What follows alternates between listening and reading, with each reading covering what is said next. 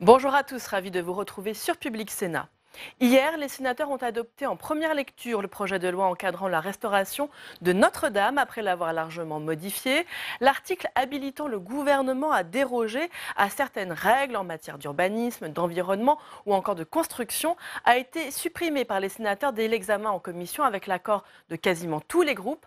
Les sénateurs ont aussi critiqué l'objectif fixé par Emmanuel Macron de reconstruire la cathédrale en 5 ans, notamment le rapporteur Les Républicains Alain Schmitz, qui a jugé, je le cite, absurde de se laisser enfermer dans le délai de 5 ans si ce dernier doit conduire à rogner sur la qualité du chantier. Le chantier durera ce qu'il doit durer, a appuyé la présidente de la Commission de la Culture, Catherine Morin-Desailly. Enfin, notez que contre l'avis du gouvernement, le Sénat a inscrit dans le texte que la restauration devra être fidèle au dernier état visuel connu du monument avant le sinistre, y compris la flèche, précisant même que l'emploi de matériaux différents de ceux d'origine devra être justifié. Bref, les sénateurs veulent que Notre-Dame de Paris soit reconstruite à l'identique et avec les mêmes matériaux qu'à l'origine. Retour donc au débat dans l'hémicycle. La parole est à Monsieur Jean-Pierre Leleux. Merci Monsieur le Président, Monsieur le Ministre. Cet article 2, tel qu'il ressort des travaux de la Commission Culture, concerne déjà un peu en avance l'affectation et le fléchage des fonds recueillis et il ouvre le débat sur le parti architectural qui sera pris pour la restitution du monument. L'Assemblée nationale a inclus une disposition indiquant que les travaux doivent préserver, je cite, l'intérêt historique, artistique et architectural du monument. C'est un premier pas apprécié. La Commission de la Culture du Sénat a souhaité rappeler, ce qui n'est pas un détail, que la cathédrale est consubstantielle à l'élément Paris Rive de Seine, inscrit au patrimoine mondial par l'UNESCO, eu égard à sa valeur universelle exceptionnelle, et que donc la restauration de Notre-Dame ne doit pas concerner exclusivement le monument, mais son intégration dans le paysage des rives de Seine de Paris. Dois-je rappeler que la flèche de Notre-Dame a été pensée par Viollet-le-Duc et Lassus pour entrer en résonance visuelle avec la flèche de la Sainte-Chapelle, les deux sœurs jumelles, les deux mâts de navire que constitue l'île de la Cité. C'est ce qui a motivé notre commission et notre rapporteur qui ont souhaité que la restitution se fasse dans le dernier état visuel connu. Personnellement, j'irai un peu plus loin, et c'est la raison de ma thèse, en demandant la suppression du mot visuel pour solliciter la restitution de la cathédrale, sa toiture, sa flèche et ses ornements avec les matériaux qui les composaient avant le sinistre. Vous me qualifierez sans doute d'un peu conservateur, mais en somme, vous l'aurez compris, avec quelques réserves mineures, je souhaite une restitution, comme on le dit, à l'identique. Monsieur Assouline, pour prise de parole. Oui, dans cet article, chacun, probablement, parce que ça se voit avec les amendements, on a eu un préambule en commission, va rentrer dans le débat, l'identique, la modernité, le geste architectural, etc. Très franchement, je tiens à dire d'emblée que je trouve que ce n'est pas bien que la représentation parlementaire discute de la création, c'est-à-dire de l'acte créatif architectural, où il y a des artistes, on les respecte, et en général, ils n'ont pas d'ordre à recevoir du pouvoir politique, on leur passe une commande. Mais l'acte créatif, en plus, on n'y met que des mots subjectifs. On va discuter du dernier état visuel connu. Franchement, on dit qu'il ne faut pas de loi bavarde, mais alors là, si certains ensuite veulent discuter quand il va falloir passer à l'exécution de cette phrase, j'imagine les débats. Ah, mais sous quel angle le dernier état visuel? Et est-ce que tout ce qui est quand même important dans le débat, les matériaux qu'on ne voit pas, la charpente, on ne la voit pas, ce n'est pas un état visuel, tout cela peut être complètement mis de côté alors que ce sont des débats d'architectes fondamentaux. Donc je trouve qu'en matière d'art et de culture, on doit rester à notre place, on fixe des cadres légaux, on légifère pour permettre à la création de s'exprimer. Il s'agit de reconstruire. Il y a des critères, notamment nous avons dit que nous voulons que les critères de l'UNESCO soient là, authenticité et intégrité. Voilà, donc avec ça, on cadre déjà bien quand même dans quel contexte et avec quels impératifs les architectes en chef, ceux qui vont passer à l'action, doivent travailler. Alors, si chacun... Moi, je respecte, hein, il y en a qui veulent l'identique. La maire de Paris assume d'ailleurs cette part de conservatrice, se dit-elle, et qu'elle assume. Je conçois complètement que d'autres pensent qu'il peut y avoir tel geste ou tel geste, mais ici, il peut y avoir autant d'avis que de sénatrices et de sénateurs, et je pense qu'on devrait s'épargner ce débat pour faire confiance à ceux dont c'est le métier. Merci, cher collègue. Madame Vullien, pour prise de parole. Vérien, pardon. Merci, Monsieur le Président. Deux sujets, en fait, dans cet article. À la fois le périmètre, à savoir, est-ce que c'est que les travaux de reconstruction, de réhabilitation, ou est-ce qu'on va aussi jusqu'à l'entretien? Et en commission, j'ai entendu le ministre dire qu'il envisageait également éventuellement l'entretien derrière. Et là, je pense qu'il ne peut pas y avoir de poids de mesure. Quand on donne une subvention, on la donne toujours pour l'investissement et rarement pour le fonctionnement. Et là, je pense que l'entretien, c'est de la charge de l'État et pas de la générosité privée. Et donc, je pense qu'il est très important de faire en sorte que ce soit bien sur les travaux et essentiellement sur les travaux que l'argent collecté par les différentes fondations notamment et par le Centre des Monuments Nationaux puisse être affecté et non pas à l'entretien et au fonctionnement qui doit être du fonctionnement courant de l'État. Deuxième sujet, comment réhabiliter? Et une fois n'est pas coutume, je partage le point de vue de notre collègue Assouline. Je pense que le Sénat est là pour mettre des garde-fous. Oui, la Commission nationale de l'architecture et du patrimoine doit avoir un rôle important.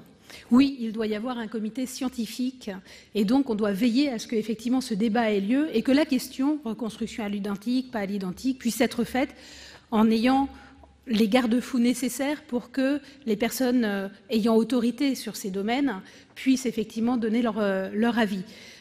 Je ne crois pas que ce soit à nous, sénateurs, de le dire. Et je crois que s'il n'y avait pas ce funeste article 9, nous n'en serions pas à devoir essayer de mettre tous ces garde-fous dans la loi, y compris même à essayer de viser quel type de reconstruction. Je pense que si le gouvernement était sage, il réduirait énormément, mais nous aurons l'occasion d'en parler, ces dérogations et nous pourrions à ce moment-là avoir confiance dans le débat qui pourra avoir lieu entre les personnes averties. 4 amendements en discussion commune. Le 62, Monsieur le Ministre, amendement du Gouvernement.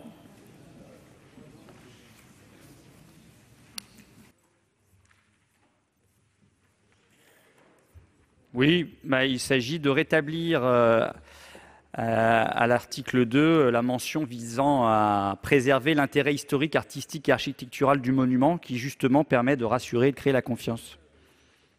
Merci. Le 15, c'est... Madame Meunier, pardon. Merci, Monsieur le Président, Monsieur le Ministre, mes chers collègues. Nous voulons supprimer une précision qui a été introduite lors de l'examen en commission. C'était dernier état visuel connu avant le sinistre qui nous apparaît à la fois flou et libre d'interprétation et peut-être nature à bloquer toute évolution future de la cathédrale. D'abord, la notion de dernier état visuel reste à définir.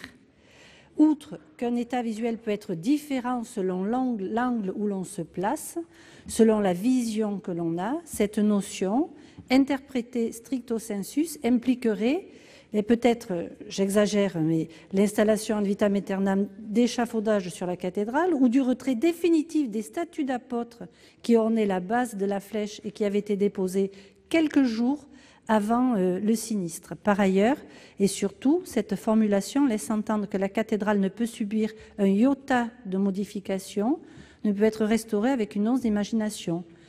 Nous n'aurions jamais eu la flèche de Viollet-le-Duc si une telle disposition avait été prévue dans un cahier des charges antérieur au démontage pendant la révolution de la première flèche de 1250.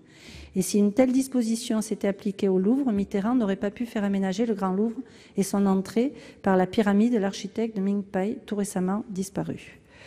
Je crois que nous sommes tous soucieux de ne pas voir la cathédrale défigurée par des projets farfelus lors de sa restauration. De là à figer pour l'avenir l'état de la cathédrale, il ne faut peut-être pas être trop rigide. Laissons les architectes faire leur travail.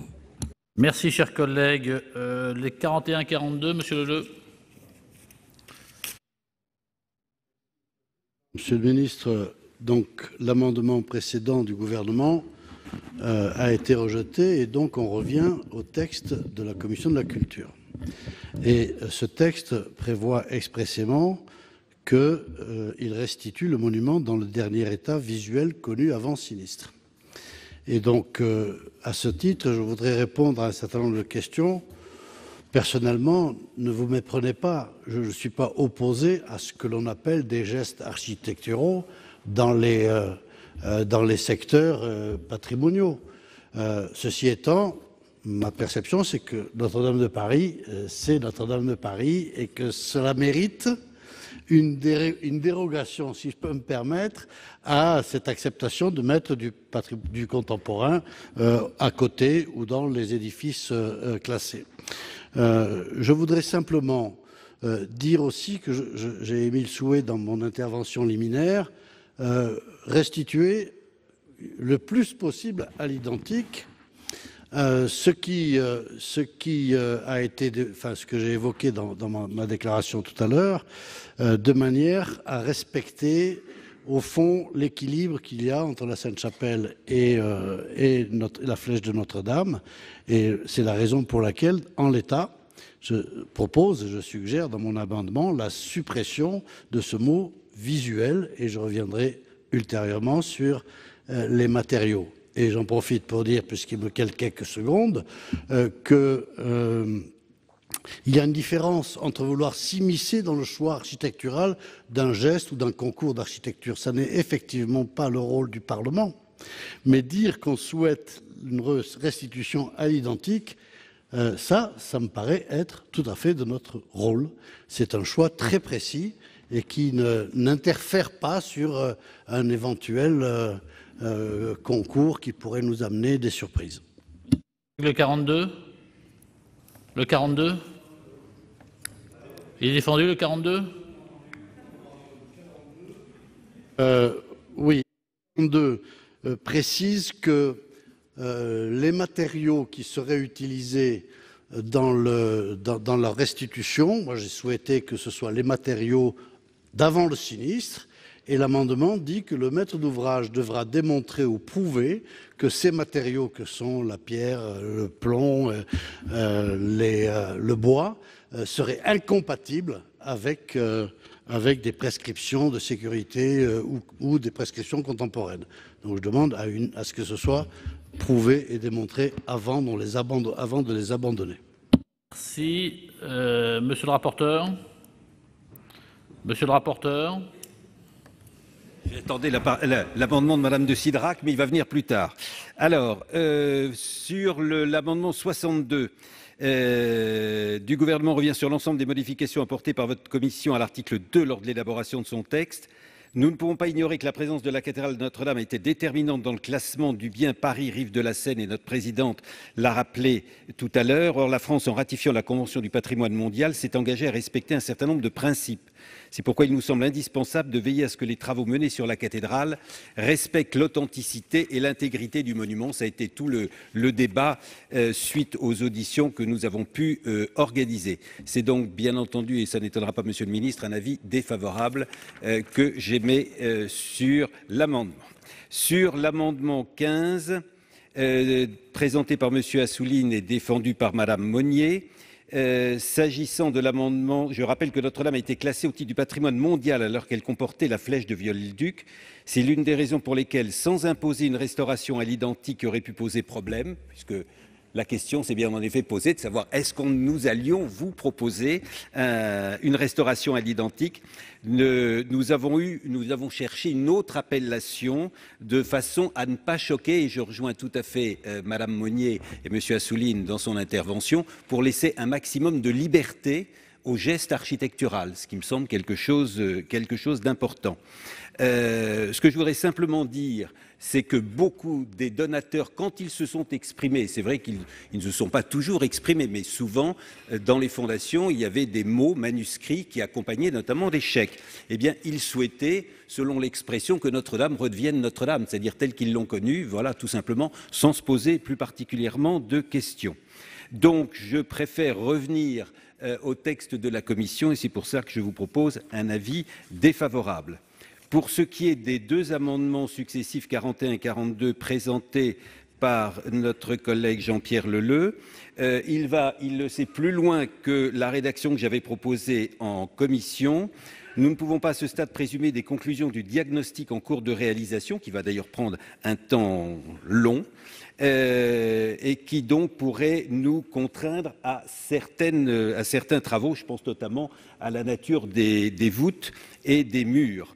J'ajoute que l'usage des matériaux dépend de leur disponibilité. C'est pourquoi il me semble préférable de s'en tenir à la nécessité de préserver le monument dans son dernier état visuel. D'ailleurs, la question de la production de pierre dans les carrières s'est posée. Je crois que c'est M. Ouzoulias qui l'a souligné tout à l'heure. Donc, ça serait un avis défavorable. En revanche, sur l'article 42, c'est un avis favorable, car il me paraît pouvoir permettre d'éclairer les choix qui auront été retenus pour la restauration de Notre-Dame.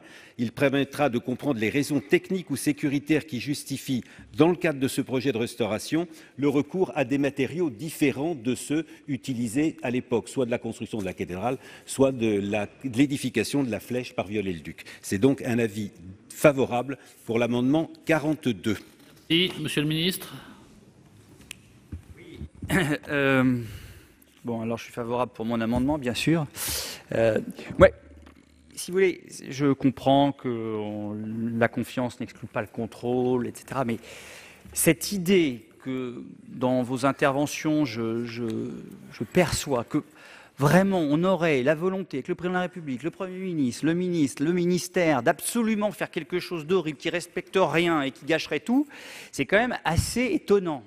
Bon, vous êtes dans l'opposition au niveau national, vous êtes certains la majorité sénatoriale, d'autres dans l'opposition sénatoriale. Enfin, mais pourquoi faut-il forcément cette espèce de défiance, de méfiance permanente vis-à-vis de l'État et de ses serviteurs? Franchement, le chef de l'État est un homme responsable. Le Premier ministre est un homme responsable.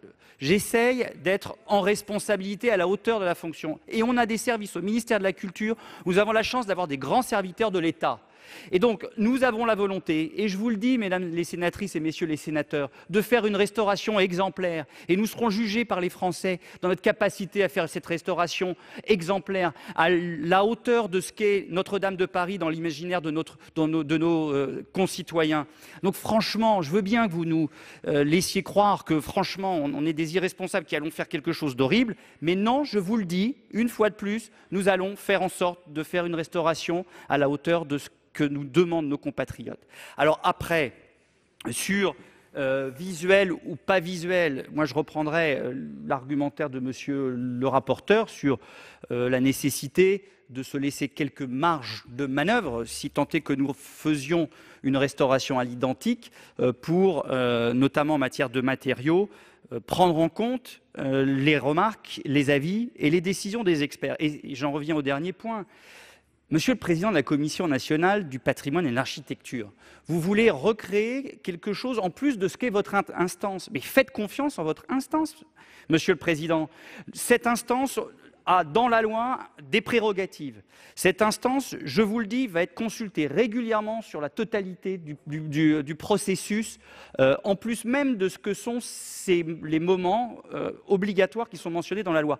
Donc franchement, ne vous dépossédez pas de ces attributions-là, et vous aurez, avec celles et ceux qui sont membres de cette commission, tout loisir et tout pouvoir pour exprimer ce que sont vos avis. J'ajoute que dans le cadre de l'établissement public a été mentionné à l'Assemblée nationale le fait que nous allons créer un conseil scientifique au sein de l'établissement public et qui sera constitué de personnalités venant de tous horizons et qui auront comme mission de justement veiller à ce que les décisions prises par l'EPIC correspondent bien à tout ce que sont les législations en matière de préservation du patrimoine, d'archéologie et de tout ce qui nous seront nécessaires dans la restauration de Notre-Dame de Paris.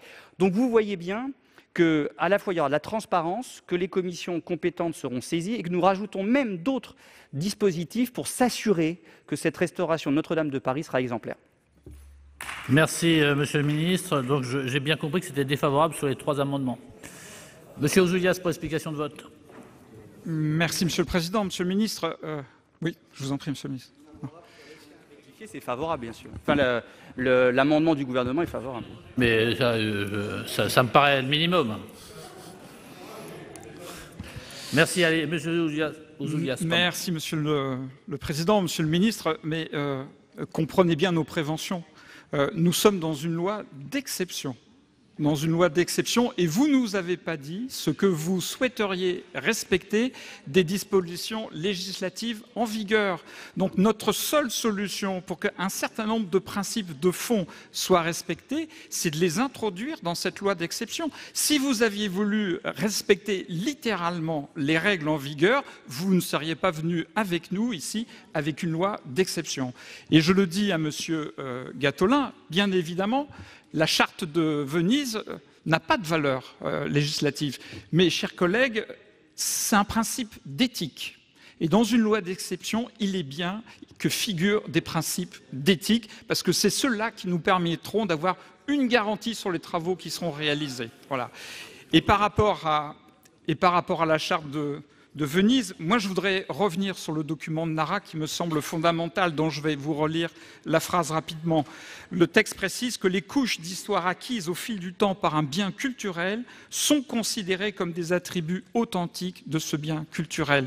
Ce qui veut dire que la flèche de Viollet-le-Duc est constitutif de ce monument dont l'histoire va de la fondation de la cité au 1er siècle après Jésus-Christ jusqu'à l'incendie de ce mois-ci. Et je pense qu'il est fondamental dans ce cas-là de revenir au bâtiment comme nous l'impose le principe de la charte de Venise, de revenir au bâtiment tel qu'il a été détruit par l'incendie. Bien évidemment, le Parlement ne doit pas dire ce qui est le beau et le vrai.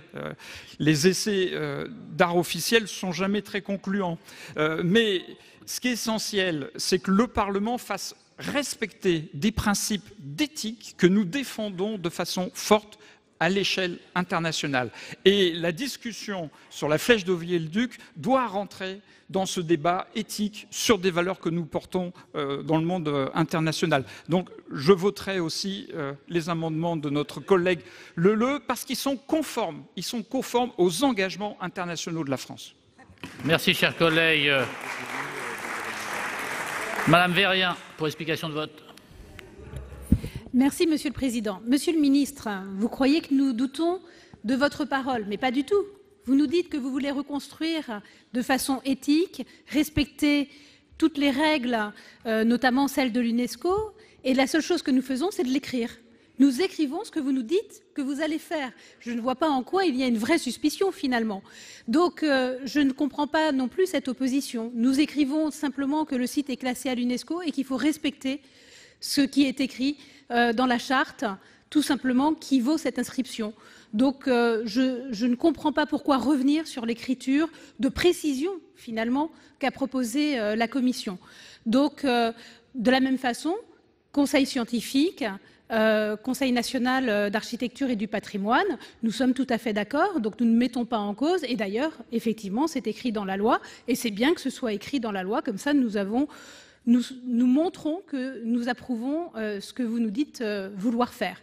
Donc, pour ma part, la seule chose, c'est sur la reconstruction à l'identique, donc j'entends bien les propos de notre collègue Ouzoulias. Je pense qu'effectivement, ce n'est pas à nous de le dire, mais à veiller que ce conseil scientifique et que ce Conseil national de l'architecture et du patrimoine puisse nous expliquer et pourquoi et comment. Donc c'est pourquoi je serai plus réservée sur l'amendement 41, mais que le 42, ne serait-ce que pour notre instruction, que nous comprenions pourquoi éventuellement on ne va pas faire de la même façon, on choisira d'autres matériaux.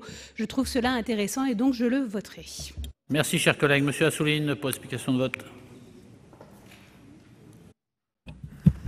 Oui, monsieur le ministre, vous avez été parlementaire. Donc vous savez ce que c'est que de défendre le rôle du parlementaire qui n'est pas d'être en suspicion toujours vis-à-vis du gouvernement, mais quand même d'avoir cette liberté, cette autonomie et de vouloir cadrer. Donc je suis même certain, que si vous n'aviez pas été nommé ministre, cette loi serait arrivée avec autant d'exceptions que je ne pense pas que vous auriez tout de suite, vous seriez tout de suite monté au créneau pour dire que c'est complètement légitime, parce que ça rompt avec une tradition de tous les parlementaires qui s'occupent de culture, à l'Assemblée nationale comme au Sénat, quelle que soit d'ailleurs leur appartenance politique. On a toujours créé une certaine unité qui s'est manifestée dans l'adoption de la loi création et patrimoine il y a 3 ans. On a défendu les mêmes concepts ensemble, avec force, et ça a été voté, je pense, à la quasi-unanimité, en tous les cas ici. Donc voilà, ne nous reprochez pas ça, surtout quand il y a autant d'exceptions. Ensuite, je suis d'accord avec tout ce qu'a dit M. Ouzoulias, sauf que l'éthique, c'est pas forcément, elle va pas se loger dans les mots identiques ou dernier état visuel. Hein. C'est-à-dire que les mots qu'emploie l'UNESCO nous ramènent à l'éthique. C'est pour cela que le gouvernement a tort de vouloir enlever ça. Quand on parle d'authenticité et d'intégrité, ce sont des mots éthiques qui disent quelle est la marche à suivre. Par contre, identique et dernier état visuel, c'est quelque chose d'assez restrictif qui donne qui peut empêcher les architectes de travailler. Ce sera quoi le débat? C'est pas à nous à l'avoir, à mon avis. Mais enfin, on peut l'avoir entre nous, mais pas de façon législative. Le débat sera, franchement, pas sur la restauration du monument lui-même. Ça va se concentrer sur la flèche. Alors, c'est vrai que c'est une des strates dont il faut préserver l'authenticité. Elle date du 19e siècle. On peut se dire que dans 2 siècles, ils pourront aussi discuter de la strate qu'on a mise au XXIe siècle. Hein, puisque c'est le cas pour le... Conclure, chers collègues. Voilà. Donc, ce que je pense, c'est que là-dessus, il faut l'enlever du débat législatif. Tous ces mots identiques et tout vont nous enfermer. Merci, Madame Robert, pour explication de vote. Oui, rapidement, merci, Monsieur le Président. Non, je voulais dire au ministre qu'il est au Sénat et que sur un sujet comme ça, on n'a pas besoin de parler d'opposition, de majorité, surtout sur un sujet lié au patrimoine et sur un monument exceptionnel. Et c'est vrai que lorsqu'on a examiné la loi création, architecture et patrimoine, je peux vous dire que sur beaucoup d'articles, on s'est retrouvés parce que le patrimoine aujourd'hui mérite qu'on aille au-delà de ces querelles politiciennes pour faire consensus. Et je regrette, Monsieur le Ministre, que ce projet de loi ne fasse pas consensus entre vous et entre nous, et qui plus est après avec l'Assemblée nationale. Alors pourquoi nous avons déposé cet amendement sur la question de l'état visuel? Non pas pour raviver la querelle des anciens et des modernes, justement. Mais c'est une question de principe, et je rejoindrai les propos de mon collègue Assouline, tout simplement parce que la question est très subjective. On projette aussi un imaginaire sur un état visuel. Et l'idée, c'était d'en faire une question de principe pour dire qu'en tant que législateur, je pense que nous n'avons pas à imposer un point de vue, même si j'ai bien compris que l'écriture fait que nous n'imposons pas un point de vue, mais l'amendement de M. Leleux, en enlevant visuel, nous incite quand même à aller un peu plus loin dans cette réflexion. Et parce qu'on sait aussi que tout au long de son histoire, ce monument a fait l'objet de beaucoup de débats. Et de ces débats qu'on a aujourd'hui dans cette enceinte-là. Je pense que la meilleure chose, c'est de faire confiance aux personnes compétentes et de laisser ouverte la réflexion pour que justement, eh bien, on puisse se projeter demain ou dans la modernité ou dans le passé, mais ça n'est pas à nous de le décider. Chers collègues, Monsieur Delège, pour explication de vote. Merci, Monsieur le Président. Monsieur le Ministre, vous nous demandez de vous faire confiance. La confiance, ça ne se décrète pas, ça se mérite. Et vous êtes en train de récolter ce que vous avez semé au travers de ce texte de loi, en faisant, comme viennent de le dire certains de mes collègues, une loi d'exception. L'article 9, c'est un acte de défiance à l'encontre du Parlement. Et maintenant, vous êtes en train de nous reprocher de nous exprimer au travers d'amendements. Comme vient de le dire ma collègue Madame Robert, vous êtes ici au Sénat et les parlementaires ont le droit de déposer des amendements, que ça vous plaise ou pas. Et j'étais profondément choqué, je vous le dis, Monsieur le Ministre, quand vous reprochez à Monsieur Leleux ces amendements en nous disant que vous êtes dans l'opposition. Mais tout à l'heure à la tribune, qu'est-ce que vous nous disiez? Qu'il fallait faire l'unité, qu'il fallait faire l'union. La reconstruction de Notre-Dame, ce n'est pas simplement le projet du Président de la République.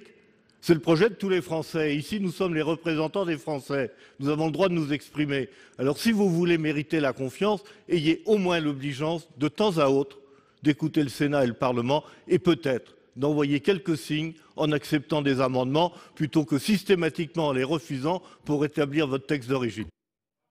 Merci. Madame Goulet, pour explication de vote.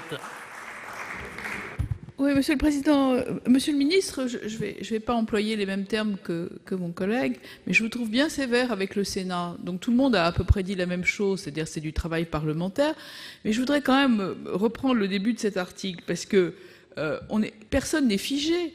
Lorsque la disposition a été ajoutée concernant la formation initiale et continue des professionnels disposant de compétences particulières, ce que notre collègue Assouline a soulevé tout à l'heure, mais c'est une disposition qui pose aucun problème. C'est une disposition auquel, évidemment, les donateurs avaient peut-être pas pensé, etc.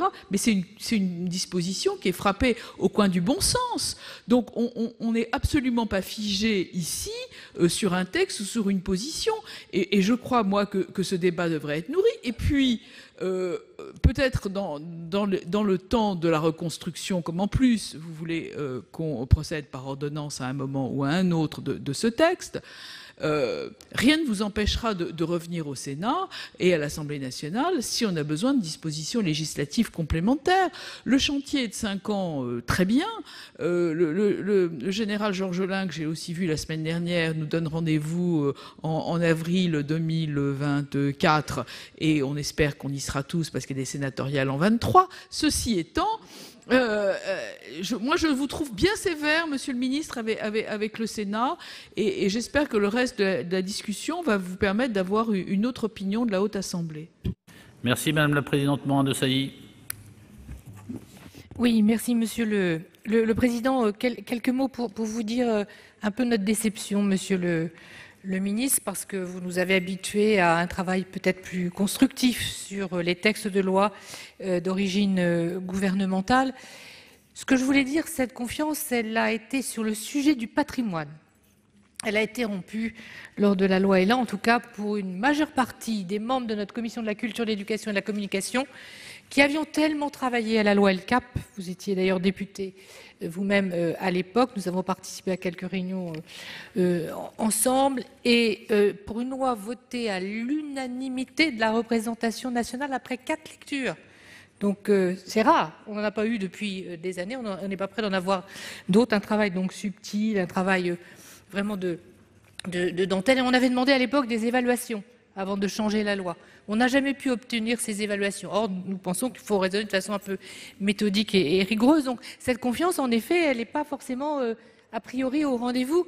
Et qui plus est, quand on nous parle de dérogation, mais qu'on n'est pas capable de nous donner le contenu de ces dérogations, je sais que votre ministère a fait un effort de travailler à ces dérogations, ce qui n'est pas le cas des autres ministères, et que l'interministériel, ça a peut-être été difficile finalement d'aboutir à une position finale par rapport au texte de loi. Je sais que vous avez cherché à bien faire. Mais ça ne mangerait quand même tout de même pas de pain que de regarder un peu nos amendements pour tenter d'améliorer le texte. On a tous envie de bien encadrer cette restauration et cette reconstruction et cette restauration. Donc moi, je ne comprends pas, par exemple, pour ce qui concerne l'inscription au patrimoine de l'UNESCO, pourquoi c'est balayé d'un revers de la main. Je sais que vous allez rencontrer d'ici quelques jours la directrice donc du Centre mondial, mais tout de même, on s'est engagé.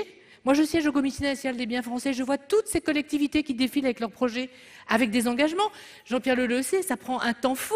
C'est quoi, 10 ans de travail, d'engagement, qu'on respectera cette valeur universelle et qu'on respectera ce principe d'authenticité et d'intégrité. Pourquoi ne pas vouloir le mettre dans la loi pour justement l'encadrer? Mais non. Pourquoi on veut mettre des choses aussi dans la loi? C'est parce que pour l'instant, on n'est pas complètement en confiance par rapport à toutes ces dérogations que vous nous demandez de prendre, tout simplement. Si, Madame la Présidente, Madame Darcos.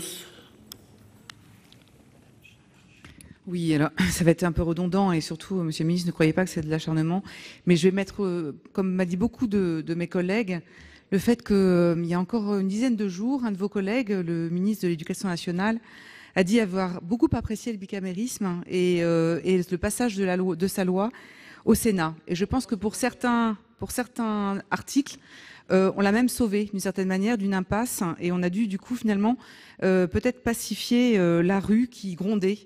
Et là, bien évidemment, on n'est pas dans ce schéma-là, mais comme l'a dit plusieurs de mes collègues, je crois qu'honnêtement au Sénat, on a montré par la loi LCAP et par tout ce qu'on a fait sur le patrimoine que nous sommes non pas des spécialistes, mais en tout cas des gens qui s'y connaissent un peu. Je n'ai rien contre l'Assemblée nationale et contre les nouveaux députés, mais le fait que vous ne concédiez aucun de nos amendements actuellement, depuis le début, et que vous reveniez systématiquement au texte d'origine de l'Assemblée, ça va continuer à faire poursuivre cette suspicion. Le temps politique n'est pas le temps du patrimoine et vous ne serez peut-être plus ministre, il y aura peut-être un autre gouvernement ensuite. Nous, on veut vous remettre le ministère de la Culture au milieu, au centre de cette restauration qui durera sûrement plus que 5 ans. Et donc, on veut vous donner pour ça des billes pour asseoir véritablement cette restauration. Donc voilà, c'est un appel aussi à ce que vous puissiez de temps en temps accepter nos amendements. Merci, chers collègues. Le président Retailleau, pour explication de vote. Oui, sur les deux amendements, notre collègue Jean-Pierre Leleux notamment, je voudrais faire deux remarques sur la flèche et puis ensuite sur les matériaux qui pourraient être réutilisés.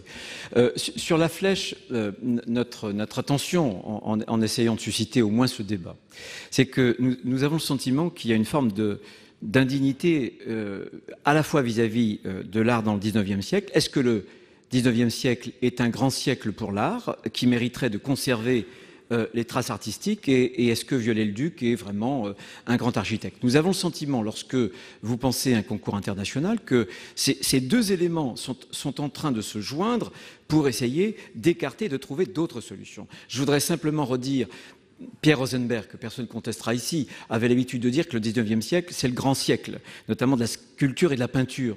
Regardez ce que le 19e siècle nous a apporté dans les peintres. De Géricault à Courbet, à Monet, à Manet, à Renoir, à Caillebotte, à Degas et aux autres, et même à Cézanne, certains même enjambant les 2 siècles.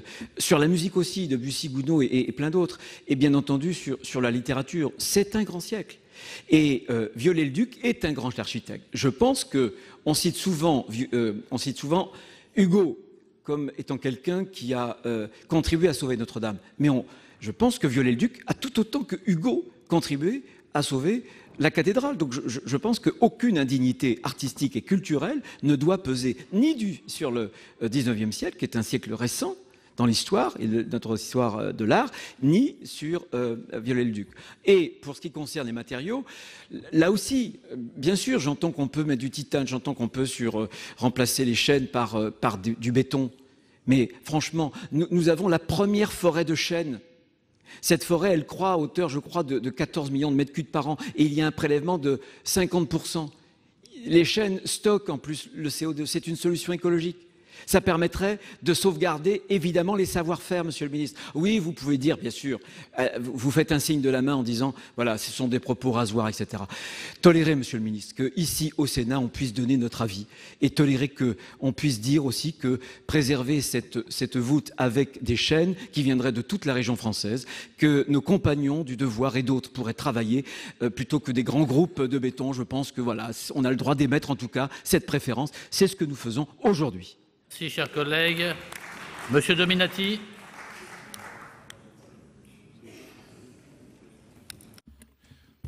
Moi, Monsieur le Président, je voudrais faire simplement une explication de vote, parce que sur un certain nombre de sujets, je ne suis pas nécessairement en conformité avec un certain nombre de mes collègues, dans la mesure où je suis sensible aux arguments de Monsieur Assouline, bien que, à titre personnel, je préférais une reconstruction à l'identique. Je me souviens néanmoins que dans un certain nombre de chantiers parisiens et de grands projets, où la confrontation entre l'État et la ville de Paris m'avait amené dans le passé à m'opposer en tant qu'élu municipal au projet du président Mitterrand sur la pyramide du Louvre.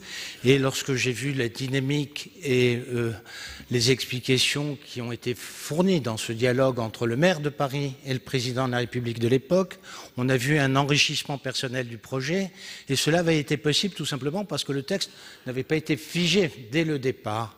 Et donc moi je voudrais pour ma part laisser une certaine liberté dans ce projet, bien que pour autant je suis effectivement sensible à la reconstruction à l'identique, mais je trouve que là, on va un peu trop loin en tant que parlementaire dans les détails, et j'aimerais effectivement qu'il y ait une dynamique qui puisse se produire pour voir s'il n'y a pas aussi quelque chose qui peut, à cette occasion, améliorer le projet. Merci, Madame Charles-Larcher, pour explication de vote. Oui, Monsieur le Président, je vous remercie. Monsieur le Ministre, mes chers collègues, moi je vous entends beaucoup les uns et les autres exprimer votre déception sur la qualité de ce débat. Bien moi, je vais vous dire, je ne suis pas déçue parce que, sincèrement, je ne suis pas surprise. Le nombre de textes que l'on nous soumet au sein de cette Assemblée, où on nous demande de nous faire confiance, où on nous reporte au PLF. Alors, je vais citer simplement celui que j'ai eu la chance de rapporter, celui sur la création de l'Office français de la biodiversité, où il n'y a jamais qu'un trou budgétaire de 40 millions d'euros, après tout, ce n'est pas grand-chose, et où on nous dit, mais faites-nous confiance, votez-le, et puis on verra ça au projet de loi de finances. Idem avec la loi Pacte, qui a été citée tout à l'heure, où au sein de la loi Pacte, on a parlé de la privatisation de l'aéroport de Paris, où nous n'avions même pas le cahier des charges, et où on nous a dit, faites-nous confiance, vous verrez le cahier des charges. Effectivement, on l'a vu une fois que la loi a été votée. Vous voyez le résultat aujourd'hui, un référendum d'initiative partagée. Donc, Monsieur le Ministre, moi je voudrais juste vous dire une chose. Vous avez été maire, vous connaissez les maires, vous connaissez leurs difficultés. Vous êtes aujourd'hui face à des parlementaires qui représentent les maires et les collectivités.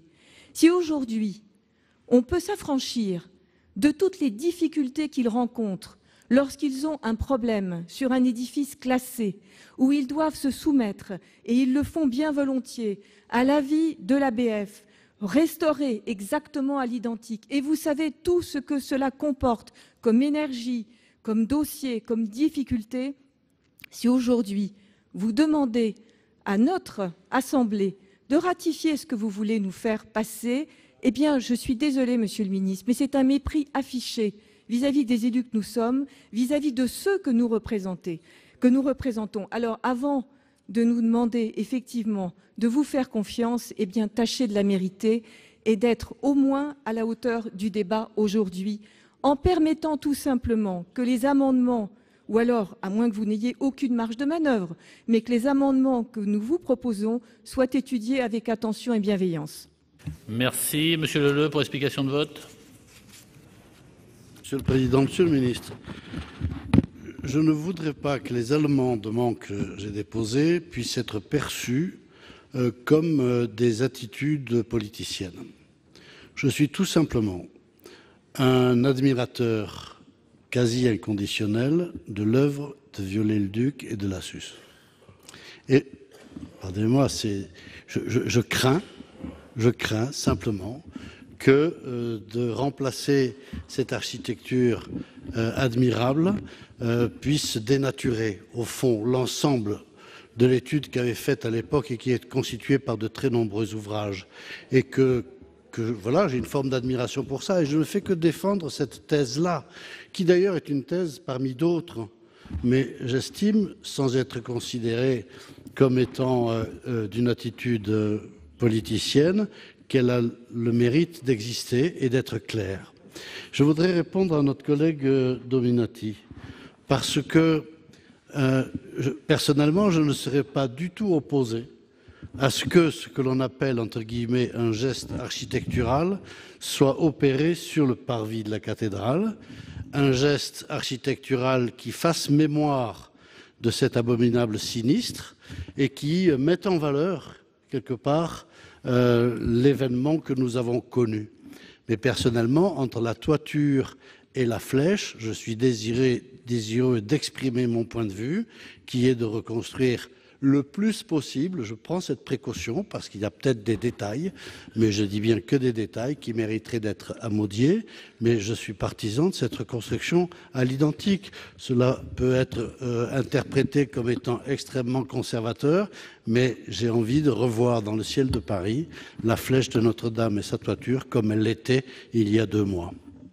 Merci, cher collègue. Monsieur le ministre. Une seconde, merci Monsieur le Président, vraiment. Monsieur Leleux, vous avez bien résumé et je ne remets pas du tout en cause votre avis et je ne dirai jamais que vous avez des arrière-pensées politiciennes parce que nous nous connaissons depuis trop longtemps et on a suffisamment eu l'occasion de travailler ensemble et j'espère dans l'avenir sur des textes importants pour voir qu'on essaye toujours de regarder le fond en essayant de dépasser justement ces questions-là. Mais vous vous rendez bien compte que vous souhaitez modifier la loi en fonction de ce que est votre avis, à la fois sur la flèche, peut-être sur le parvis, mais s'il fallait le faire pour chaque parlementaire autour de cette salle, c'est-à-dire les sénateurs, et puis aussi à l'Assemblée nationale, on aurait quand même un problème pour expliquer la loi ou écrire la loi. Et c'est la raison pour laquelle ce qui compte, c'est d'être dans un principe général qui ensuite laisse la possibilité du débat. Et c'est pour ça que nous avons écrit ce texte à l'Assemblée nationale. Ça aurait pu être au Sénat, c'est pas une question de l'Assemblée nationale par rapport au Sénat, mais ça a été écrit dans un précédent débat pour dire que, à notre avis, la meilleure façon de diriger les choses pour laisser le débat vivre et qu'ensuite il puisse y avoir une décision, c'est l'écriture qui est celle d'origine du texte avant l'amendement en commission. Et c'est pour ça que j'ai déposé cet amendement numéro 62. C'est le rétablissement à l'article 2 de plutôt la mention vise à préserver l'intérêt historique, artistique. Donc ça prend en compte ce que vous dites d'une certaine façon. Quand vous dites ça fait écho à la flèche de la Sainte-Chapelle, etc. Et architectural du monument. Et là, ça permet de répondre à la préoccupation de M. Assouline et du groupe socialiste et aussi d'une certaine façon à vos préoccupations, mais ça nous laisse le temps de faire vivre ce débat. Et contrairement, et loin de la caricature de Madame la sénatrice Anne Chain-Larché, où je suis évidemment systématiquement dans la volonté d'accompagner aussi des améliorations du Sénat, je suis favorable à l'amendement du groupe socialiste, donc à l'amendement 15 rectifié. Et merci, Monsieur le Président, de m'avoir donné la possibilité de le préciser parce que ça n'avait pas été clair dans ma précédente intervention. Donc je suis favorable à l'amendement du gouvernement et aussi à l'amendement numéro 15 rectifié de Monsieur Assouline, mais défavorable aux amendements de Monsieur Leleux. Merci. Alors, juste pour repréciser, Monsieur le rapporteur, sur l'amendement 15, l'avis de la commission était défavorable ou favorable ? Parce que j'avais compris défavorable, moi. Défavorable. Défavorable, d'accord. Donc, on va mettre aux voix d'abord l'amendement du gouvernement. Non, l'amendement du gouvernement, amendement 62, avec un avis défavorable de la commission. Qui est pour cet amendement ? Qui est contre ? Qui s'abstient ? Il n'est pas adopté. Alors, j'ai été saisi d'une demande de scrutin public par la commission sur l'amendement 15, rectifié, avec un avis défavorable de la commission, un avis favorable du gouvernement. Il va être procédé au scrutin public dans les conditions fixées par l'article 56 du règlement. Le scrutin sera ouvert dans quelques instants. Voici le résultat du scrutin 124 sur l'amendement 15 rectifié, compte tenu de l'ensemble des délégations de vote accordées par les sénateurs aux groupes politiques et notifiées à la présidence. Nombre de votants 340, nombre de suffrages exprimés 300, pour l'adoption 101, contre 199, Le Sénat n'a pas adopté. Alors, je mets aux voix l'amendement 41 avec un double avis défavorable de la Commission et du Gouvernement. Qui est pour? Qui est contre? Qui s'abstient? Il n'est pas adopté. Je mets aux voix l'amendement 42 avec un avis favorable de la Commission, un avis défavorable du Gouvernement. Qui est pour? Qui est contre? Qui s'abstient? Il est adopté. L'amendement 3, Madame de Cidrac. Merci, Monsieur le Président. Chers collègues, cet amendement prévoit un décret qui aura pour objectif d'éclaircir les conditions de formation des professionnels pouvant concourir à la restauration et à la conservation de Notre-Dame. En effet, l'article mentionne des compétences particulières, mais ne les précise pas. Or, chers collègues, Notre-Dame mérite de notre part une grande exigence quant aux compétences requises pour sa conservation et restauration. C'est la raison pour laquelle je vous invite à voter cet amendement. Merci. Merci, Monsieur le rapporteur. Merci, Monsieur le Président. Alors, nous avons auditionné le groupement des entreprises spécialisées dans la restauration des monuments historiques. Ça a été un moment d'ailleurs très fort de nos auditions. Celui-ci nous a dit que l'important était que le texte garantisse qu'un accent serait mis sur la formation au métier du patrimoine. C'est le cas, peu importe bien sûr l'organisme formateur. Donc, je propose à Madame de Cidrac soit de le retrait, sinon ce serait bien sûr un avis défavorable, puisque l'essentiel étant contenu dans le texte. Ministre, même avis? Même avis, Madame de Cidrac? Il est retiré. Je vous remercie. Donc, nous votons sur l'article 2. Qui est pour l'article 2? Qui est contre? Qui s'abstient? Il est adopté. L'amendement numéro 9, l'amendement numéro 70 concernant l'article 9 du gouvernement, Monsieur le ministre. Il s'agit évidemment de rétablir l'article qui a été supprimé complètement en commission.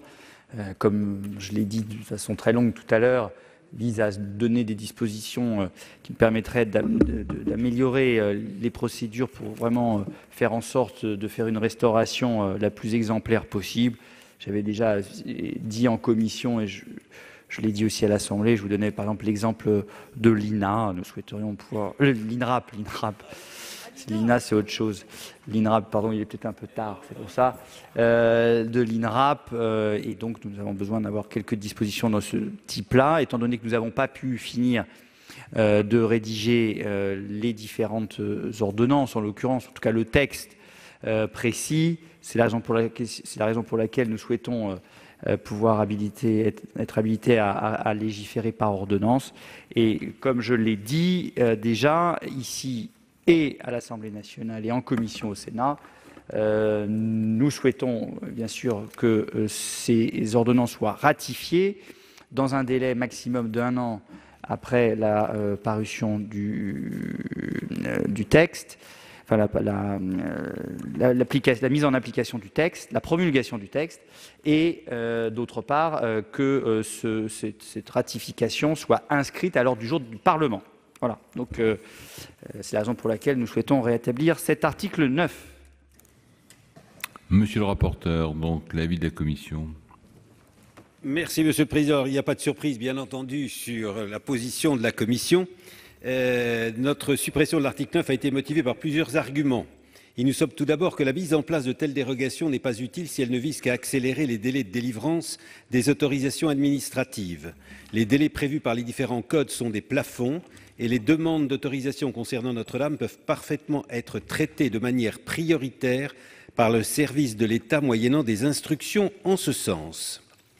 Nous estimons ensuite que de telles dérogations ne manqueront pas de faire peser des doutes sur l'exemplarité, nous l'avons rappelé les uns et les autres sur tous les bancs de cette haute assemblée, sur l'exemplarité du chantier de Notre-Dame qui sera particulièrement observé tant en France qu'à l'étranger du fait de l'émotion suscitée par le sinistre et du financement de la souscription nationale par un grand nombre de donateurs tant français, européens qu'au-delà des océans, comme on disait autrefois.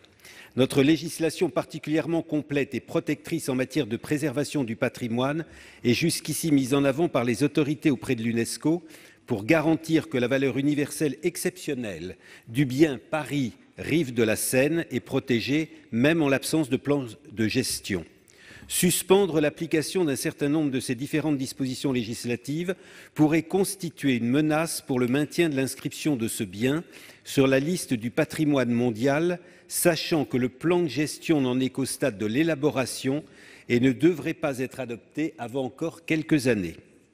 Nous considérons enfin que la mise en place de telles dérogations constitue un vrai danger pour la crédibilité de notre législation, déjà mise à mal par les dérogations prévues par la loi Elan, comme Madame la Présidente de notre commission culture l'a rappelé tout à l'heure, loi Elan votée donc le 23 novembre 2018. Elle ne serait pas comprise également par les autres propriétaires de monuments historiques. Nous avons eu l'occasion de vous le redire, Monsieur le Ministre, collectivités territoriales en tête qui lancent quotidiennement des chantiers dans le cadre des lois en vigueur.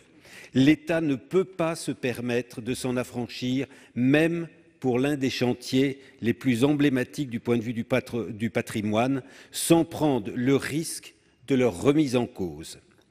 Les règles en vigueur apportent, me semble-t-il, une véritable sécurité pour le bon déroulement des chantiers et leur délai d'exécution, tout en offrant des garanties en termes de transparence et d'acceptabilité. C'est pourquoi nous ne souhaitons pas que cet article puisse être rétabli. C'est donc un avis défavorable que j'émets. Merci. Explication de vote, Madame Dominique Vérien. Merci, Monsieur le Président. Concernant les dérogations, évidemment, il y a le côté que citait notre rapporteur, à savoir comment une commune ne va pas pouvoir s'affranchir justement des règles, alors que nous, à Notre-Dame, on le fait. Tout à l'heure, les élus de Rungis étaient là, ils ont une église.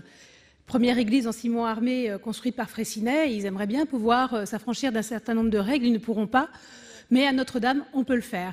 Mais ce n'est même pas seulement ça, parce que la brimade d'une commune, ma foi, ce serait ni la première ni la dernière, mais c'est plutôt sur un problème de droit que j'attirerai votre attention, et notamment sur la jurisprudence du Conseil constitutionnel et sa décision 2016-745, qui considère qu'en matière d'ordonnance, prévue à l'article 38 de la Constitution, le législateur doit suffisamment préciser les finalités des mesures susceptibles d'être prises par voie d'ordonnance. Le Conseil constitutionnel considère que les ordonnances sont une atteinte grave au pouvoir législatif et donc par conséquent doivent être très clairement encadrées dans le temps mais également dans le périmètre d'action. Il ne me semble pas que la rédaction actuelle de l'article 9 définisse correctement et dans le temps et dans le périmètre d'action ces ordonnances.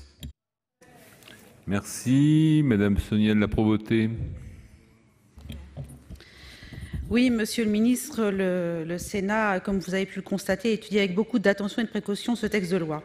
Une loi d'exception dont l'article 9 a cristallisé une grande part de nos inquiétudes. C'est pourquoi nous avons proposé sa suppression. Notre-Dame est à tous, cela a été dit maintes fois. Elle ne peut donc être prétexte à créer un précédent au travers de dérogations à ce jour inconnues de nous, justifiées au titre d'une rapidité supposée nécessaire. Ces dérogations créerait une brèche législative dont nous méconnaissons l'ampleur dans nos propres pratiques patrimoniales qui, vous le savez, Monsieur le Ministre, font l'honneur, la qualité et l'attractivité de la France. Elle ne peut non plus, au travers de ces dérogations, être l'otage de ce Graal politique qui voudrait que l'on imprime sa marque sur le passé ou dans Paris par un geste architectural à chaque nouvelle mandature. L'audace ne peut être considérée comme l'ultime qualité au-dessus de toute obligation et rigueur dans les procédures architecturales et patrimoniales. La modernité à tout prix n'est pas un incontournable de la restauration, c'est une mode, c'est devenu une manie. Notre-Dame est à nous tous, elle appartient à nos passés et est comme à notre avenir. Un symbole qui rassemble et transcende de loin le fait seul qu'elle soit une cathédrale. C'est pour cela que cette loi ne doit pas être d'exception, de dérogation, ou à tout le moins que cela soit transparent et assumé par tous, ce qui n'est pas le cas ici. Notre-Dame, Monsieur le Ministre, est nôtre. Évitons précipitation et polémique. Laissons ceux qui savent faire décider du temps et du projet. Au lieu de sceller son destin dans le flou et l'imprévu, ce qui ne fait qu'entretenir la suspicion, supprimer l'article 9, c'est se donner les moyens de décider ensemble pour la suite de ce qui sera nécessaire pour permettre à Notre-Dame de retrouver sa place et sa grandeur. Vous nous l'avez proposé, Monsieur le Ministre. Attendons donc sereinement vos futures propositions. Merci. Monsieur Olivier Paccaud. Merci, Monsieur le Président. Monsieur le Ministre, je souscris évidemment à ce qu'a dit notre rapporteur et je crois que l'immense majorité de nos collègues le feront aussi. Mais Dieu merci, ou plutôt Marianne merci, la parole présidentielle ne fait pas loi, hein, ce n'est qu'une parole. Et les lois d'exception dans notre histoire, malheureusement, elles n'ont jamais de bons relents. Alors, c'est vrai que Notre-Dame, c'est un peu notre âme. Et donc, il y a eu effectivement une vague d'émotions très forte. Mais l'émotion ne doit pas enjamber la raison. Or, c'est ce qui se fait à travers ce texte. Et outre que ce fameux article 9, mais pratiquement tout le texte, est en quelque sorte une négation du rôle du Parlement, outre que cet article, d'une certaine façon, il nie l'urgence d'innombrables autres chantiers patrimoniaux un petit peu partout en France, ce qui est le plus gênant dans toute cette affaire, c'est la mise en scène présidentielle autour de cette reconstruction. Une construction, une reconstruction, ça ne peut pas être une course de vitesse. Une course de vitesse. Il y a le mot « les meilleurs délais ». Là, Dieu merci, vous n'avez pas mis le mot « en 5 ans » dans votre premier alinéa. Mais il y a « dans les meilleurs délais », comme s'il fallait aller le plus vite. Tout à l'heure, Jérôme Bascher a parlé de Lunéville. Lunéville a brûlé en 2003. Nous sommes en 2019. La reconstruction n'est pas achevée. Elle devrait être achevée dans quelques années. Le Parlement de Bretagne, 10 ans pour le reconstruire. Alors, vouloir se donner des dates butoirs, des deadlines, c'est un non-sens architectural, c'est un non-sens patrimonial. Et utiliser la loi ainsi, très honnêtement, c'est assez attristant pour le ministre de la Culture. Je vous le dis tel que je le pense. La culture, ce n'est pas un productivisme. La culture, ce n'est pas un stakhanovisme. Et sincèrement, je trouve profondément baroque, triste, que ce soit vous, Monsieur le ministre de la Culture, qui portiez ce texte. Merci. Monsieur Alain Fouché.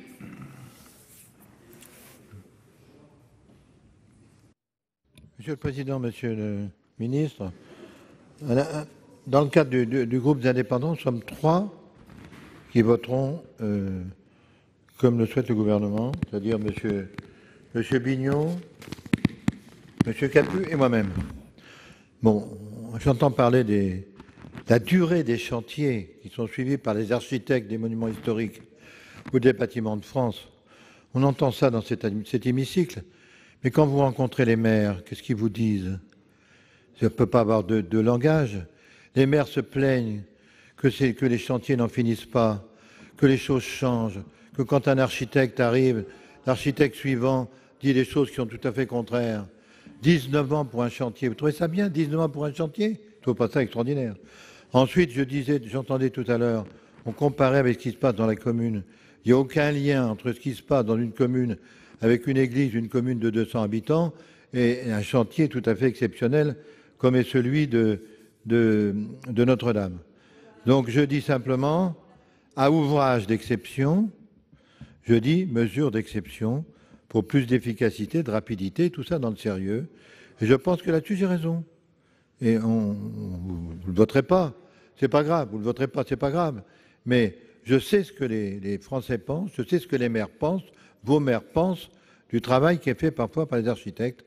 Donc je veux dire, sur un dossier comme celui-ci, qui est un dossier exceptionnel, bon, tout à fait inhabituel, il faut quelque chose d'efficace et de rapide. Merci. Monsieur Jérôme Bascher. Monsieur le Président, Monsieur le Ministre, je ne suis pas propriétaire de monuments historiques, je vous rassure, mais avec Olivier Paccaud, nous avons la chance d'habiter le département de l'Oise, qui n'est pas le moindre des départements en termes d'inscription et de monuments classés. 3 cathédrales. Gothiques, elles aussi. Alors c'est vrai que votre texte est un peu baroque pour une cathédrale gothique, c'est peut-être ça le geste législatif, il faut qu'il soit architectural. Mais pour revenir, à cette heure-là, c'est pas mal. Pour revenir au sujet, nous défendons, et je le défends bec et ongle, l'architecte des bâtiments de France dans notre département. Et c'est pas facile. Vous le savez que c'est pas toujours facile. Et quand vous défendez le patrimoine, vous le dites tant propriétaire privé, on me dit il fait suer, c'est trop long, il a dit oui, il redit non, etc. Vous voyez les maires sur leurs églises qui attendent autant comme autant. La DRAC, puis l'ABF, puis en fait ils ne sont pas d'accord avec le CRMH, et puis de toute façon il n'y a pas les crédits, et ainsi de suite. Et on leur dit, vous savez, vous êtes bien bêtes finalement de respecter la loi et celle que l'on défend et l'égalité républicaine parce qu'on va faire une loi d'exception. Ça, ce n'est pas encourager les propriétaires de monuments historiques, collectivités, comme personnes particulières, à respecter les règles. C'est vraiment une incitation au meurtre patrimonial et je trouve ça dommage. Je trouve ça dommage. Parce que c'est ça le signal qui sera envoyé en disant vous faites encore des lois d'exception pour l'État, etc. alors que moi, ce n'est pas possible. Eh bien non, trouvons de l'égalité. Peut-être que dans la bonne idée, ça aurait été d'alléger quelques procédures ici ou là et d'en profiter avec cette restauration qu'il sera, je n'ai aucun doute là-dessus, remarquable. Mais je n'ai aucun doute là-dessus, vous voyez. Mais parce que j'ai confiance dans les gens de l'art. Merci. Monsieur David Assouline. Oui, ce qui est surprenant dans ce débat qui a été structurant des travaux du Sénat pour critiquer cette loi et l'amender, c'est surprenant que vous n'avez jamais essayé, pour nous convaincre, Monsieur le Ministre, de nous décliner un petit peu quelles sont les dérogations que vous voulez. Quoi? Un peu plus concrètement. Ça nous permettrait d'avoir un aperçu. Mais c'est comme si vous voulez une espèce de chèque en blanc, parce que vous ne savez pas encore où vous allez. Il y a une injonction que ça doit mettre 5 ans. Donc vous dites qu'il faut qu'il y ait toute liberté de faire, parce que l'objectif c'est 5 ans avant la qualité, avant, etc. Donc moi je ne doute pas de votre philosophie, Monsieur le Ministre. Je sais que sur ces questions, votre passé plaide pour vous, de parlementaire, vous êtes attaché à la culture, au patrimoine, et c'est unanime, les défenseurs de la culture et du patrimoine sont unanimes pour dire que ces dérogations ne sont pas possibles, y compris pour l'autorité de l'État elle-même ensuite, pour faire respecter des règles. Mais vous êtes dans quelque chose qu'on a rappelé au début, qui est, il y a une volonté présidentielle et il faut laisser ce cadre ouvert. Nous, on ne peut pas suivre. Ça a été dit tout à l'heure, le rappel au Conseil constitutionnel. Mais moi, ce que je sais, c'est pour ça que je voulais savoir un peu plus précisément dans ce débat, quelles sont les dérogations que vous vouliez. Nous, à la ville de Paris, on ne veut qu'aucun arbre soit abattu. Voilà, c'est une volonté, une décision, une déclaration. C'est la préservation de l'environnement et c'est... Voilà. Non, non, non, je ne parle pas des arbres dangereux, on peut toujours les abattre. On parle concrètement dans... Non, non, non. Voilà, nous, c'est notre point de vue. On ne veut pas qu'il y ait la liberté de déroger à ça, à cette vision. Ensuite, très concrètement, la ville de Paris a utilisé ce que permet la loi NOTRe quand il y a des urgences qui sont déclinées dans la loi NOTRe pour un aménagement à la Tour Eiffel. Parce qu'il fallait aller vite, notamment les attentats, etc. Voilà. Donc, aujourd'hui, quelle est la nature de ce que vous voulez demander? Puisque la loi permet déjà de l'urgence, des mesures exceptionnelles. Conclure. Bien, Madame Marie-Pierre Monnier. Merci, Monsieur le Président, Monsieur le Ministre. Moi, je vais vous livrer, on parle beaucoup des élus, je vais vous livrer le témoignage d'un élu. Comment ma commune, propriétaire de l'ancienne, c'est pas moi qui parle, hein, c'est le maire, propriétaire de l'ancienne cathédrale, peut-elle accepter de continuer à se soumettre aux différents codes de l'État, si l'État est autorisé à s'en affranchir? Et il y rajoute, il est à craindre que l'exemplarité de l'État en s'octroyant des dérogations en matière de règles d'urbanisme, de protection de l'environnement, de préservation du patrimoine et de commande publique soit mal perçue par les concitoyens à qui il est demandé de se mettre en conformité avec la législation. Si nous ne souhaitons pas habiliter le gouvernement à légiférer par ordonnance dans ce domaine, c'est d'abord parce qu'au regard du texte lui-même, ça a été dit, nous ne savons pas quelles règles vous attendez contourner, tant les termes employés permettent de rester dans le vague. Et compte tenu, ça a été déjà dit, mais je le redis, de ce que nous avons constaté dans le cadre de la loi Elan, où malgré nos mises en garde, le gouvernement a supprimé le garde-fou de l'avis des ABF, qui a été revu et simplifié à peine 2 ans auparavant par la loi LCAP. On l'a dit, elle a été votée avec une CMP conclusive et nous avions opposition et majorité, comme quoi dans le patrimoine, il n'y a pas d'opposition au patrimoine, c'est transpartisan. Nous sommes donc légitimement en droit d'avoir des craintes à ce sujet. Vous avez parlé d'archéologie préventive, mais les délais prévus par le droit commun doivent être respectés pour assurer la qualité scientifique requise à tous les stades de l'opération, prescription, fouille éventuelle et bien sûr le diagnostic. Mais les dérogations possibles ne le garantissent pas. C'est aussi le cas s'agissant des mécanismes d'autorisation de travaux sur les monuments historiques qui, selon tous les éléments que j'ai pu recueillir, fonctionnent bien. C'est là la principale raison qui nous a conduit à supprimer cet article en commission. Toute dérogation au droit commun en matière de monuments historiques ou plus généralement de patrimoine consisterait à ouvrir une boîte de Pandore. Et le maire vous l'a expliqué, comment les élus locaux pourront-ils ensuite expliquer que ces dispositions, ces contrôles, ces délais sont essentiels à la préservation du patrimoine alors qu'on a pu y déroger pour Notre-Dame de Paris?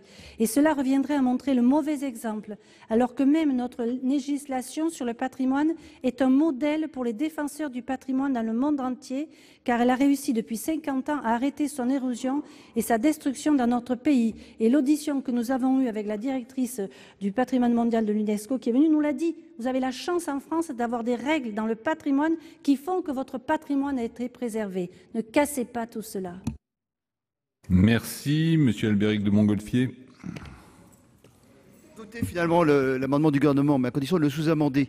Mais j'ai une longue liste, comme chacun d'entre vous, de monuments de mon département qui pourraient bénéficier. Alors on va commencer. Alors j'ai tous les maires, et voilà, et vous allez me dire avis favorable, défavorable, de mon département qui souhaitent avoir une dérogation de telle chose, avec la même volonté que celle de l'État, d'aller vite, de pouvoir restaurer au mieux. Donc plus sérieusement, pourquoi il y a un tel rejet de l'article 9, Monsieur le Ministre? Parce que, tout simplement, vous n'êtes pas précis, ça a été dit.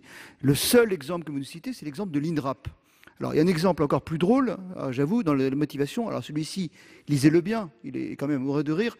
C'est la possibilité pour l'État anglais de renoncer à la possibilité de mettre une bâche publicitaire. Mais depuis quand il faudrait une dérogation par ordonnance pour renoncer à une faculté? Que je cherche, c'est parce qu'on a une possibilité dans le code du patrimoine de mettre une bâche publicitaire pour financer des travaux qu'on est obligé de le faire. Il ne faut pas un texte pour ça. Donc concrètement, de manière très sérieuse, on a besoin de savoir quelles sont les dérogations. Et moi, je l'entends très bien, je suis pragmatique. Si vous nous dites de manière précise, désignons, on a besoin que ce soit l'INRAP qui soit désigné, ben, il faut l'écrire. Si on a besoin de dire c'est ça ou ça.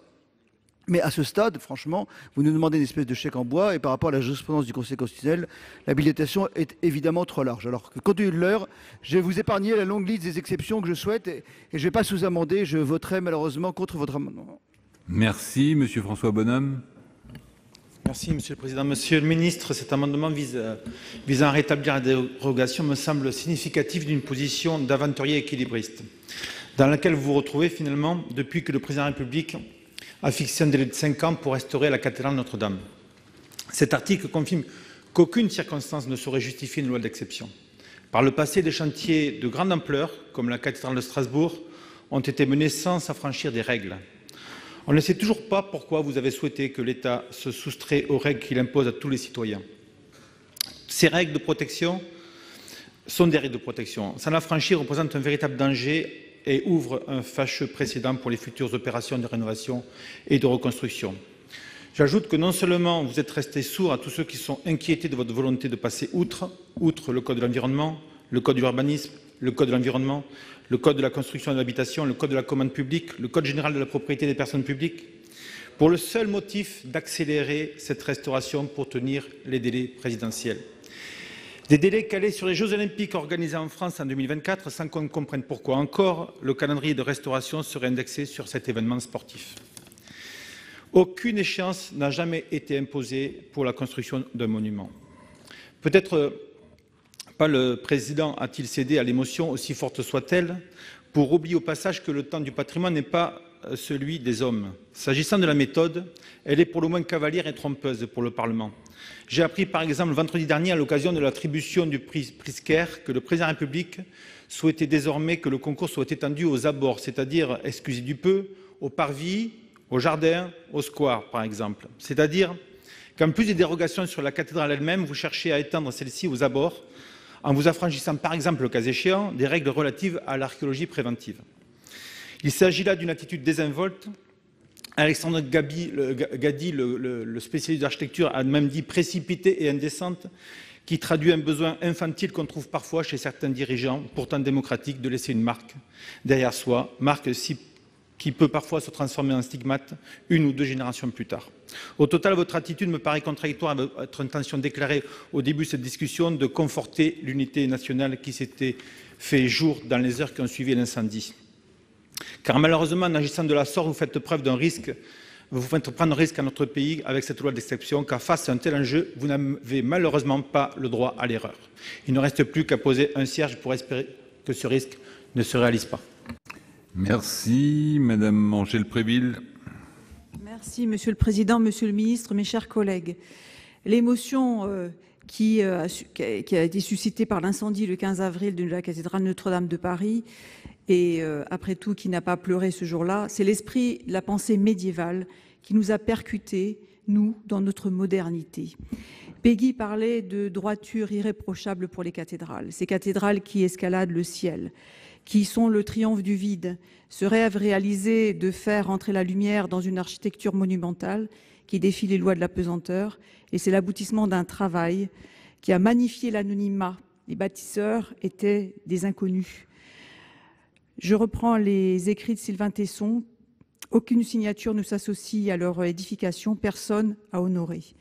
Le symbole fort de cet édifice ne doit pas être dévoyé, mais être respecté dans ce qu'il a de beauté. Et la beauté, ce n'était pas seulement l'architecture, c'était aussi la forêt qui a été perdue irrémédiablement. Et Notre-Dame ne sera jamais aussi belle qu'elle était, puisque le symbole, c'était l'immuable depuis des siècles. Et c'est également un bâtiment à essence spirituelle.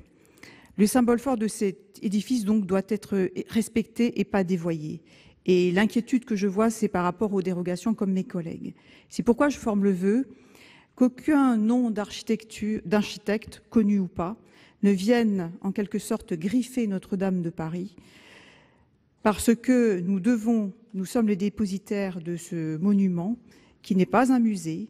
Nous devons le transmettre aux générations qui viendront après nous. C'est pourquoi, pour moi, il ne doit pas y avoir de dérogation. Notre patrimoine est respecté dans le monde. Nous savons faire et bien, et ce depuis longtemps, avec des règles que nous nous sommes imposées. C'est la valeur que l'on donnera notamment à cette restauration d'être dans le respect de ce que nous avons toujours fait. Je vous remercie. Merci. Monsieur Jean-Pierre Leleux. Merci, Monsieur le Président. Monsieur le Ministre, vous avez été un parlementaire, un bon parlementaire, un excellent parlementaire, extrêmement impliqué sur l'ensemble des sujets culturels, et Dieu sait si nous avons eu l'occasion de travailler ensemble. Je vous savais particulièrement vigilant sur les équilibres institutionnels et attentif à ce que le Parlement puisse délibérer sur un certain nombre de sujets sans vouloir lui confisquer le débat. Et je me souviens d'autres circonstances où vous avez plaidé la cause que nous plaidons aujourd'hui ici dans cette séance. J'avoue m'être posé la question. Je me suis dit, qu'aurait-il fait s'il avait encore été parlementaire? Et j'avoue aussi, respectueusement, ne pas avoir apporté de réponse à cette question. Le Parlement, vous le savez, est très réticent aux ordonnances, d'une manière générale. Mais parfois, il en accepte la teneur. Mais des ordonnances qui prévoient des dérogations aussi importantes, vous dites minimes, mais nous ne savons pas, des dérogations aussi importantes dans le code du patrimoine, de l'urbanisme, de l'environnement, des marchés publics, les parlementaires ne peuvent pas accepter d'aller si loin dans les pouvoirs délégués au gouvernement et à l'État.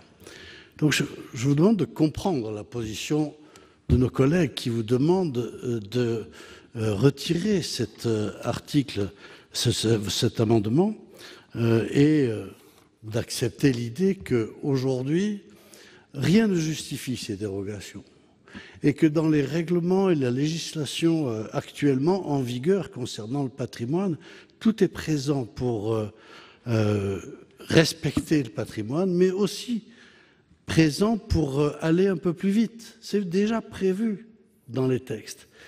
Donc voilà, je voulais simplement vous rappeler que peut-être en d'autres circonstances, vous n'auriez pas accepté ce type de dérogation et de comprendre la position qui est la nôtre aujourd'hui.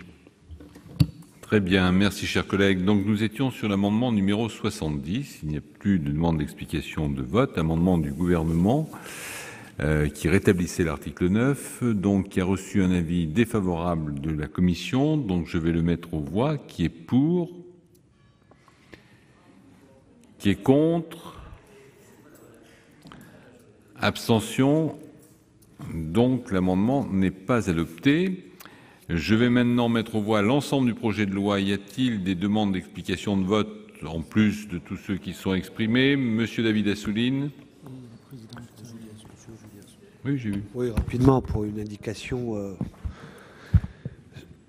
Pour les sénateurs socialistes, le texte initial comportait plusieurs dispositions tout à fait inacceptables, en particulier celle que nous venons de discuter de l'article 9, qui octroyait un blanc-seing au gouvernement pour déroger par ordonnance sans contrôle du Parlement à l'ensemble des dispositions légales de protection du patrimoine, de l'environnement et de règles régissant les marchés publics pour procéder aux travaux de rénovation de Notre-Dame. Il permettait au gouvernement de décider quand bon lui semblerait de la personne habilitée à gérer les fonds issus de la souscription nationale, l'État ou un futur établissement public restant à créer, laissant ainsi planer le doute sur l'utilisation effective des deniers publics pour la restauration de la cathédrale. L'adoption d'amendements issus du groupe socialiste et de la majorité sénatoriale, en particulier dès la commission, a permis de clarifier le statut de l'établissement public. Il est désormais placé sous tutelle du ministère de la Culture et cantonné à la seule maîtrise d'ouvrage du chantier. Enfin, il est l'unique opérateur de gestion de la souscription. Les sénateurs socialistes regrettent néanmoins de n'avoir pas pu étendre l'objet de la souscription à l'aménagement des abords de Notre-Dame afin de pouvoir y accueillir les visiteurs, mais ont été attentifs à la réponse du ministre qui nous a parlé d'une possible écriture permettant de satisfaire cette demande. Les fidèles et des expositions pendant la durée du chantier. De la même manière, il déplore de n'avoir pu transformer en crédit d'impôt la déduction prévue pour les donateurs, afin que même les plus modestes non assujettis à l'impôt bénéficient d'un avantage fiscal. Cette loi est exceptionnelle, mais elle n'est plus d'exception telle qu'elle a été rédigée par le Sénat. Et donc, malgré les indications que j'ai pu donner, nos insatisfactions, nous pensons qu'il faut voter pour et nous voterons pour cette loi ainsi rédigée aujourd'hui. Merci, Monsieur Pierre Ouzoulias. Merci, Monsieur le Président. Monsieur le Ministre, moi j'aimerais saluer le travail tout à fait exemplaire de notre rapporteur qui, dans des conditions de temps particulièrement indécentes, a réussi à faire un travail de fond pour rapprocher les points de vue, essayer d'auditionner le plus de monde et apporter à ce texte tel qu'il arrivait de l'Assemblée nationale des dispositions qui protègent le patrimoine. Néanmoins, notre groupe considère que cette loi d'exception est complètement contraire aux institutions, au rôle que nous souhaitons donner au Parlement dans notre démocratie. Et nous n'acceptons pas, mais c'est peut-être ce qui nous distingue, parce que nous avons vis-à-vis de l'institution présidentielle des difficultés anciennes que vous connaissez, et nous n'acceptons pas que le fait du prince puisse comme ça s'imposer à nous dans cet hémicycle. À titre tout à fait personnel, et en tant que conservateur du patrimoine, j'ai passé une grande partie de ma carrière à défendre le ministère de la Culture, à défendre ses institutions, à défendre ses lois et ses règlements dans des conditions parfois très difficiles, face à des élus avec lesquels le dialogue était compliqué. J'ai toujours apprécié la protection que ces lois apportaient d'une part au patrimoine, mais aux agents du ministère de la Culture qui les servent. Et aujourd'hui, vous me demandez de voter une loi qui déroge à ce qui a été l'œuvre de ma carrière de conservateur. Je ne le peux pas. Et notre groupe votera contre ce projet. Merci. Donc, oui, pardon, Madame la Présidente, Madame Catherine Morin-Desailly. Oui, juste quelques mots pour ne pas prolonger à cette heure tardive les débats. Remercier notre rapporteur de la Commission de la Culture, mais aussi de la Commission des Finances, qui ont fait dans un temps imparti extrêmement court, mais vraiment très très court, un travail formidable qui a permis à l'ensemble des groupes d'ailleurs de notre commission de se retrouver sur quelques grands principes intangibles auxquels nous sommes très attachés, Monsieur le Ministre, ici au Sénat. Monsieur Leleux l'a rappelé, vous avez été parlementaire, donc vous connaissez en réalité l'état d'esprit dans lequel nous pouvons nous trouver aujourd'hui, très frustrés de ne pas avoir pu améliorer, contribuer à améliorer avec vous ce texte. Bien entendu, nous avons pu voter un certain nombre d'amendements, mais je note que sur 75 amendements, seuls 3 ont bénéficié d'un avis de sagesse ou favorable. L'avis favorable, c'est la Commission nationale d'architecture et du patrimoine, chers collègues. Mais Monsieur Leleux sait bien que c'était déjà inscrit au cœur de la loi. On avait eu à cœur de le mettre dans la loi LCAP, que de toute façon cette commission pouvait s'auto-saisir. Donc c'est un amendement certes satisfaisant ici, mais nous aurions aimé vraiment progresser avec vous, Monsieur le Ministre, sur bien d'autres sujets. L'urgence, il n'y en avait pas. Très sincèrement, à nous précipiter, à devoir travailler suite à la loi de distribution de la presse, où je crois que nous avons aussi apporté beaucoup de choses pour que cette loi puisse être votée, cette loi gouvernementale, Monsieur le Ministre, et je crois qu'on aurait pu prendre encore 3-4 semaines pour travailler encore plus sérieusement, parce que vous l'avez dit vous-même, un certain nombre de questions ne sont pas réglées, ne sont pas prêtes, il faut encore réfléchir et avancer, ne serait-ce que savoir quelle est la formule qui permettra de gérer les travaux, l'État ou l'établissement public. Voilà, on n'est pas plus avancé ce soir. Alors je sais que une très large partie de ce texte vous a tout de même échappé au ministère de la Culture, c'est un secret pour personne. Nous, notre souhait, c'est que le ministère de la Culture continue à disposer de ses prérogatives et continue à être fidèle à sa grande histoire. Au moment où nous fêtons le 60e anniversaire du ministère, je peux vous dire que nous sommes un peu inquiets quand même quant à l'avenir du ministère d'André Malraux, et je n'imagine pas 30 secondes d'ailleurs André Malraux s'effacer devant un général Georgelin, aussi compétent soit-il. Je tiens à le dire tout de même. Merci à tous. Merci. Donc, je mets aux voix l'ensemble du projet de loi pour la conservation et la restauration de la cathédrale Notre-Dame de Paris et instituant une souscription nationale à cet effet, qui est pour, qui est contre, abstention. Donc le texte est adopté. Voilà pour les discussions autour du projet de loi encadrant la reconstruction de Notre-Dame de Paris. Outre ces points de désaccord autour des mesures dérogatoires, la question du délai de 5 ans et celle de la reconstruction à l'identique, le texte entérine aussi l'ouverture d'une souscription nationale pour gérer les dons de particuliers, entreprises ou collectivités qui ont immédiatement afflué, je vous le rappelle, après l'incendie qui a détruit le 15 avril la charpente et la flèche de la cathédrale. Le projet de loi prévoit aussi une majoration de la réduction d'impôt applicable aux dons des particuliers qui est portée à 75% dans la limite de 1 000 €. Désormais, députés et sénateurs vont tenter de se mettre d'accord sur une version commune du texte.